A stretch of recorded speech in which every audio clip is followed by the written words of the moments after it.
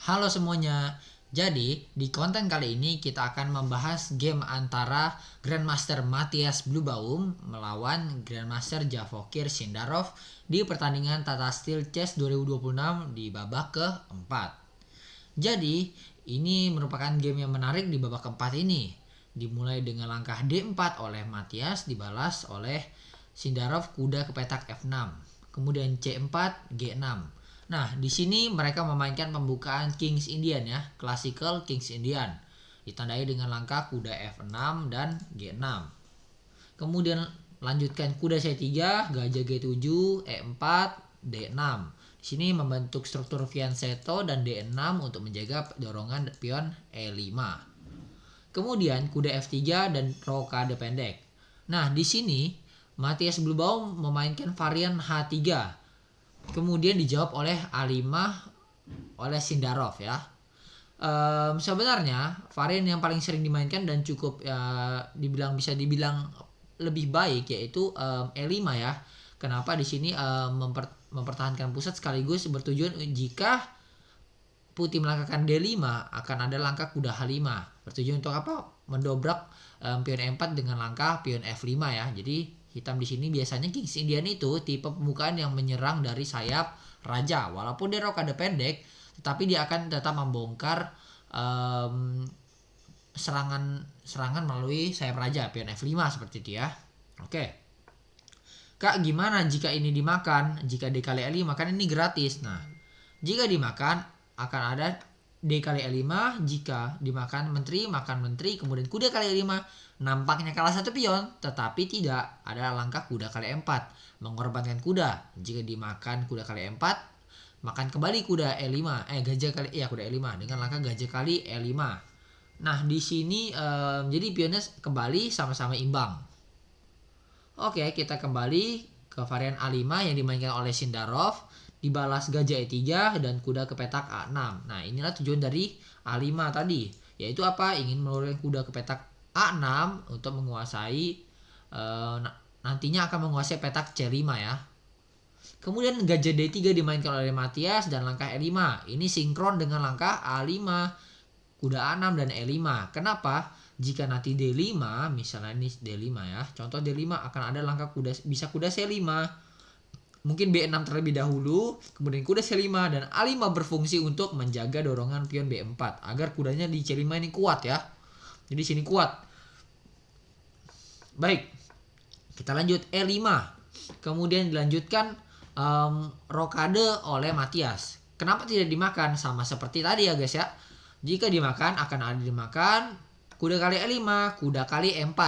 Kembali pengorbanan kuda. Jika gajah kali E4, gajah kali E5.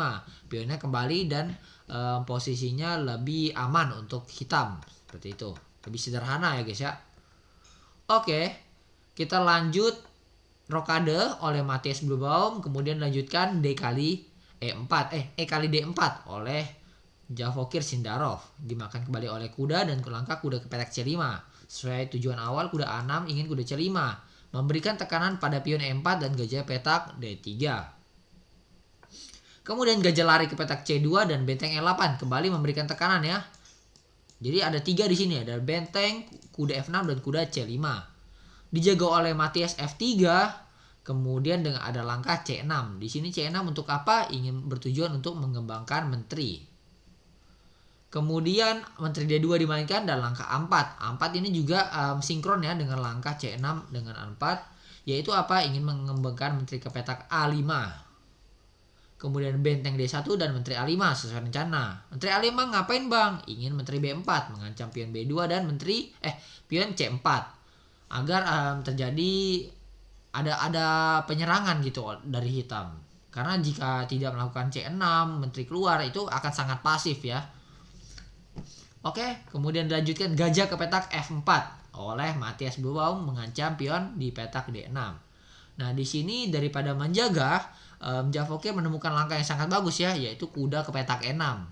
Kenapa bang? Sangat langkahnya bagus karena jika pion D6 dimakan akan ada langkah kuda kali D4, menteri kali D4 dan ada open kuda kali E4. Gajahnya mengancam menteri ya di sini. Kemudian kudanya mengancam kuda C3, gajah D6. Jadi posisi hitam sudah sangat-sangat bagus. Bagaimana jika kuda kali E6 akan gajah kali E6? Gajah kali D6 kan gratis bang. Oh belum tentu. Karena ada gajah kali C4 memakan pionnya kembali. Jadi pionnya tetap kembali ya. Tidak kalah pion hitam nih. Oke. Dilanjutkan kuda E6. Kemudian Matias terpaksa kembali lagi. Gajah ke petak E3 ya. Balik kembali. Nah di sini Javokir melangkahkan langkah kuda H5. Yang menurut saya sepertinya langkah ini kurang baik ya. Karena jika kuda H5 sebenarnya Matias bisa melangkahkan melangkah kuda DE2. Bertujuan untuk apa? Larikan kuda agar kuda E6 tidak bisa menukar kuda D4 dan gajah di petak C8 pun pasif ya guys ya. Jadi pasif, dia tidak bisa keluar nih. Gitu. Jadi agak susah. Dan bisa dilanjutkan oleh Matias ada mungkin ide G4 sehingga kudanya bisa kembali. Gajahnya pun ketutupan oleh kudanya sendiri gitu. Jadi sepertinya langkah yang baik di sini oleh Javokir adalah kuda kali D4, gajah kali D4 dan gajah E6. Nah, mengaktifkan gajah sekaligus mengancam pion di petak C4. Oke, kita kembali dengan langkah oleh Javokir dan dibalas kuda kali A4. Di sini juga Matias belum tidak melarikan kuda ke petak E2 tadi, melainkan makan pion di petak A4. Dibalas kuda kali D4, dimakan kembali oleh gajah, kemudian menteri kali D4. Dan dibalas menteri ke petak G5.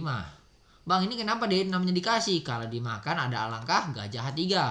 Karena di sini menteri G5 bertujuan apa? Untuk ngepin raja agar bisa gajah kali H3 ya. Oke. Di sini dimainkan langkah benteng D2 oleh Matias.